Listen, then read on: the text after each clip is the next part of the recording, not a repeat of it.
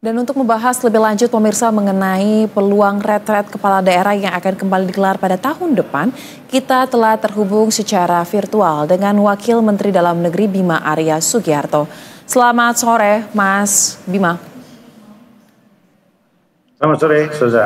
Baik, Mas Bima, kita tahu ini merupakan ungkapan yang disampaikan oleh Pak Prabowo usai menggelar retret kemarin ya. Berarti kan ada suatu kepuasan yang diterima. Tapi mungkin dalam kesempatan ini bisa disampaikan juga, Mas, evaluasi secara poin-poin apa saja yang disampaikan dari Pak Presiden dan kesimpulan menyeluruh terkait dengan retret ini seperti apa? 8 hari di Magelang, 503 kepala daerah dan 477 wakil kepala daerah dengan narasumber 40 menteri, ditutup oleh arahan dari Presiden Prabowo dan sebelumnya Presiden SBY memberikan materi, dan pada gelar senja 3 presiden hadir. Itu adalah sejarah bagi bangsa ini. Sejarah bagaimana kebersamaan dibangun di awal pemerintahan, sejarah bagaimana target-target nasional diselaraskan dengan daerah.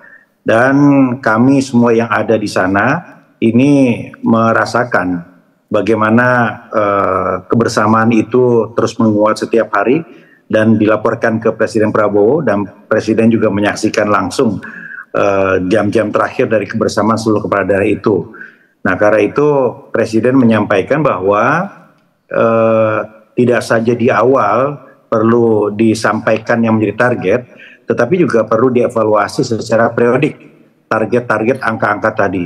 Nah, jadi di bagian akhir dari arahan beliau menyampaikan keinginannya agar retret ini bukan yang pertama dan terakhir, tetapi nanti akan diadakan juga untuk mengevaluasi target-target yang sudah diberikan, progres-progresnya, supaya jangan omon-omon, begitu kata Presiden.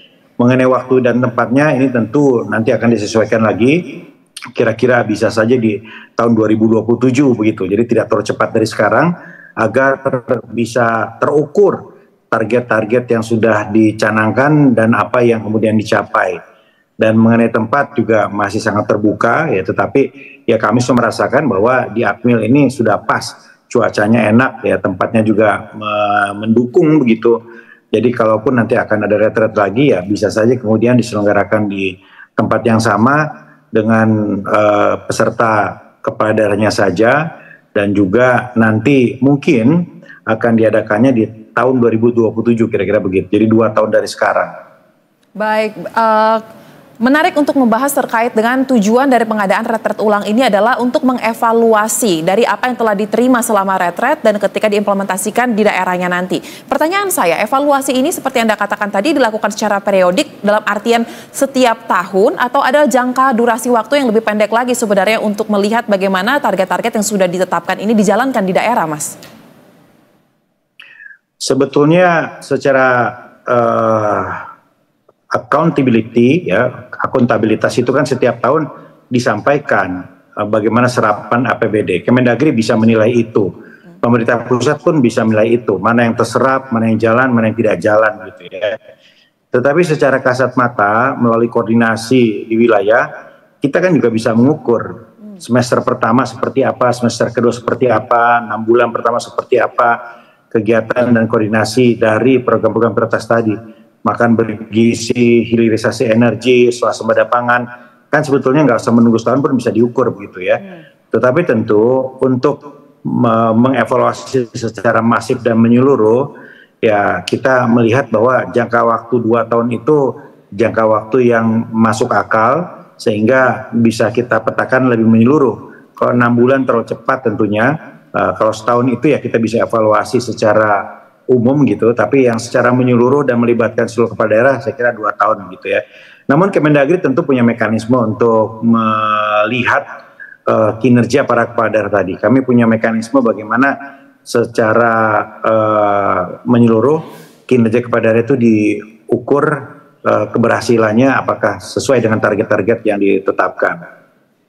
Baik. Lalu Mas, jika artinya ini masih akan dibicarakan, berarti belum tentu di 2026 ya, masih bisa di 2007 ya, 2027 maksud saya pelaksanaannya. Nah, terus terkait dengan pembahasan lebih lanjut mengenai rencana retret yang akan dilakukan kembali. Apakah Kemendagri sudah akan mulai membicarakannya di tahun ini juga dalam waktu dekat ini, atau membiarkan dulu mereka para kepala daerah ini bekerja, baru sambil berjalan nanti akan dibahas mengenai detailnya, di mana lokasinya, kapan waktunya, berapa lama durasinya dan sebagainya? Retret baru saja selesai, sekarang kita fokus untuk bekerja di wilayah. Kita beri kesempatan para kepala daerah untuk segera menyesuaikan RPJMD-nya. Ya, jadi visi misi mereka harus disesuaikan juga dengan asta cita, harus diselaraskan juga dengan arahan-arahan Presiden tentang efisiensi.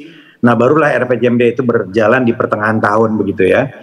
Nah, kita beri kesempatan teman-teman kepala daerah ini secara maksimal bekerja keras, berkoordinasi untuk menjalankan RPJMD tadi. Nah, butuh waktu untuk kemudian kita bisa menilai, mengukur, dan mengevaluasi. Jadi saat ini tentu Kemendagri belum akan berbicara soal retret, itu masih jauh, masih nanti ya. Sekarang kita fokuskan untuk mengawal kinerja teman-teman kepala daerah. Baik, masih jauh tapi sudah bisa jadi pertimbangan ya melihat bagaimana pelaksanaan di retret yang kemarin dikatakan oleh Presiden berhasil. Kemudian Mas Bima, sebelum kita berbicara terlalu jauh seperti Anda katakan, masih memberikan waktu kepada kepala daerah bekerja di daerahnya. Ada retret gelombang kedua yang akan dilakukan. Nah, informasi apa yang bisa dibagi? Apakah sudah ada kepastian kapan akan dilakukan, berapa banyak yang akan mengikuti? Karena kan retret gelombang kedua ini diperuntukkan bagi mereka yang tidak ikut di gelombang yang pertama dan juga yang masih menunggu keputusan dari MK terkait dengan PHPU. Seperti apa, Mas Bima? Pembekalan kepada daerah ini adalah mandat ya, dari undang-undang kepada Kemendagri selaku pembina dan supervisi dari politik dalam negeri. Ini program yang rutin begitu. Nah, kemarin itu kan yang tidak ikut adalah yang masih berproses di MK dan yang karena satu dan lain hal tidak memungkinkan untuk bergabung begitu. Nah, karena itu dua kelompok ini akan digabungkan di kloter kedua. Waktunya tentu menunggu hasil akhir dari MK. Ya, kita lihat ya apakah sudah ada jadwal pasti tentang pemungutan suara ulang begitu. Nah, karena kalau yang kemarin nggak ikut tetapi tidak ada sengketa, itu kan jumlahnya juga tidak terlalu banyak begitu ya, hanya 9 daerah saja, 1 gubernur dan 8 kepala daerah, 9. Nah, artinya sebaiknya memang digabung dengan yang bersengketa di MK.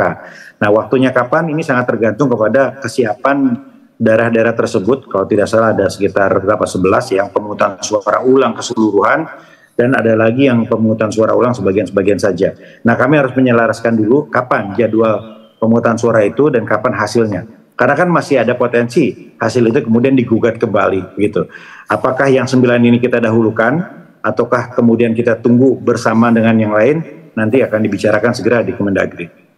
Baik, itu termasuk terkait dengan susunan acaranya ya, mungkin akan disimplifikasi dibandingkan agenda di Magelang ya, mengingat mungkin agar lebih cepat bekerja, seperti itu ya Mas Bima?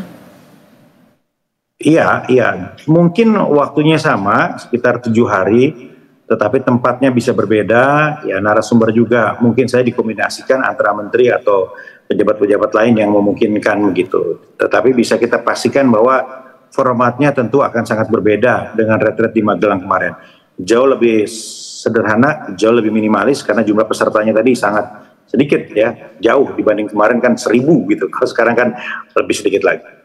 Baik, kami akan nantikan bagaimana kelanjutan mengenai retret gelombang kedua dan juga perjalanan visi misi dari Asta Cita dari Kementerian Dalam Negeri. Terima kasih Wakil Menteri Dalam Negeri Bima Arya telah bergabung bersama kami. Terima kasih, sore. Salam sehat.